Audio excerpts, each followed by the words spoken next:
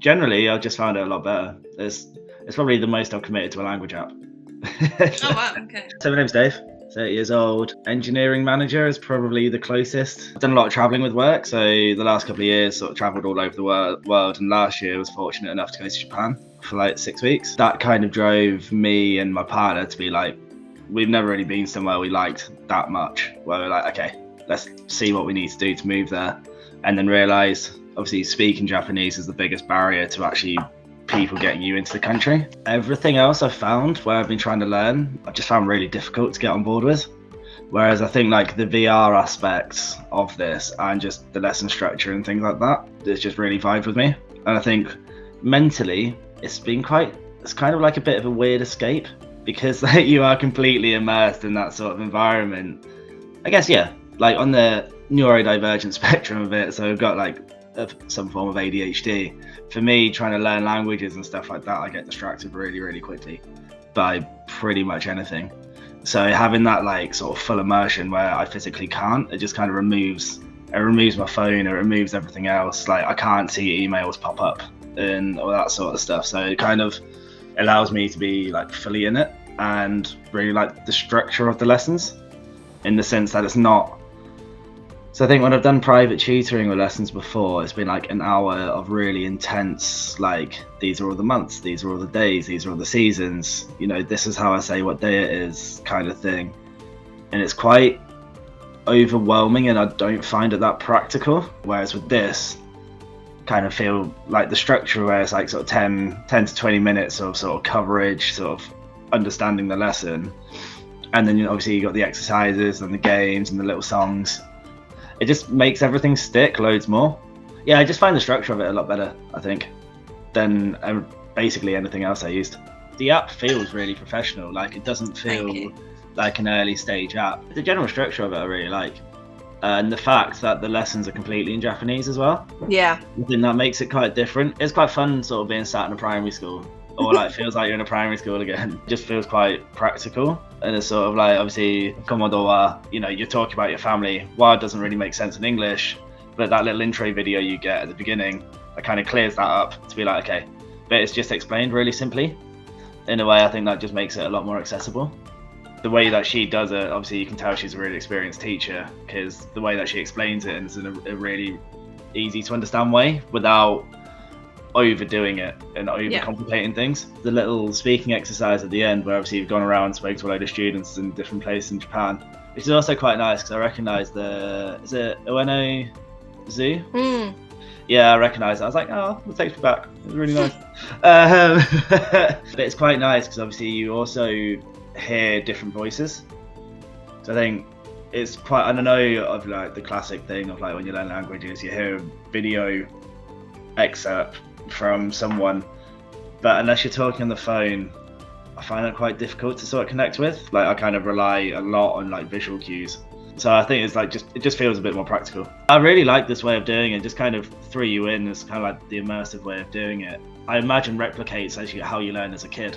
Like you're not born speaking English or Japanese or whatever, you're just immersed around it and you make the connections yourself because you have to. Yeah. Whereas I think sometimes like when it's broken up a little bit, that's why I really like the intro lessons, the intro videos.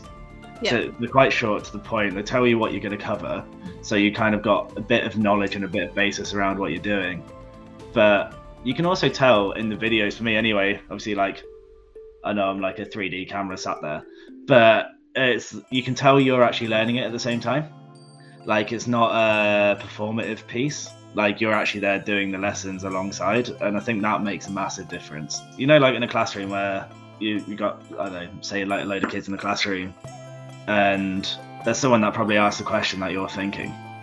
That happens quite a lot. So like, you know, when you say like to, when you be and, you're like, just checking to is and, stuff like that. It makes it a lot easier to buy into as well, because I think sometimes especially with VR stuff, when it's a bit too, when everything's a bit too like mystical and magical, when you're like floating around in a galaxy and all that stuff, it's cool, but it's really distracting from what you're actually probably trying to do.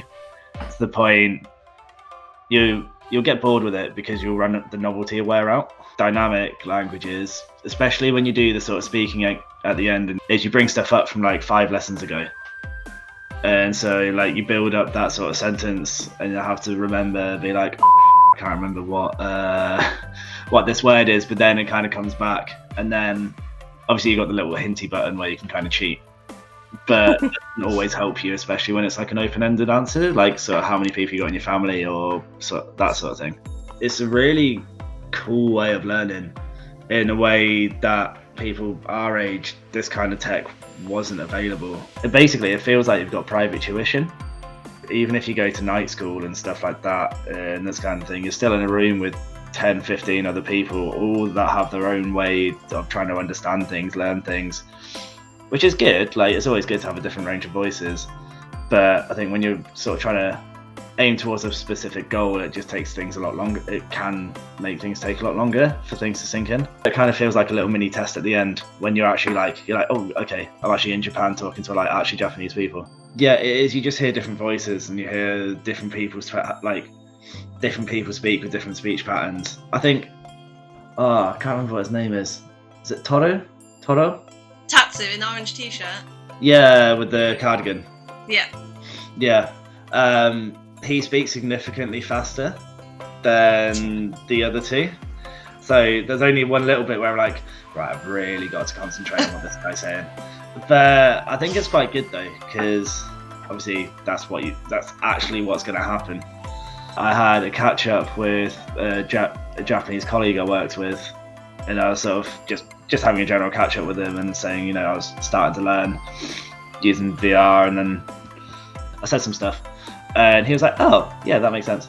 I think the first few were quite nostalgic, so I'd actually been to the places. So it was like quite nice to go back there.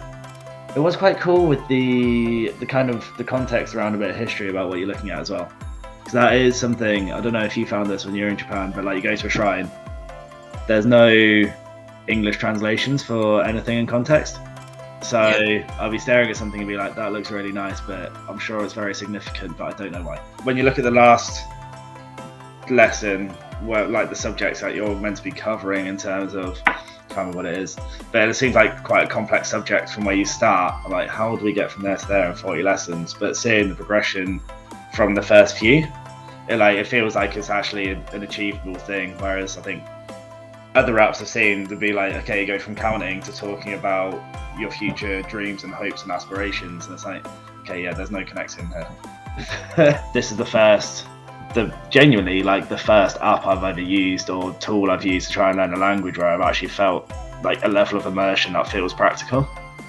As a tool, I just think it's a really, really like good way of doing it.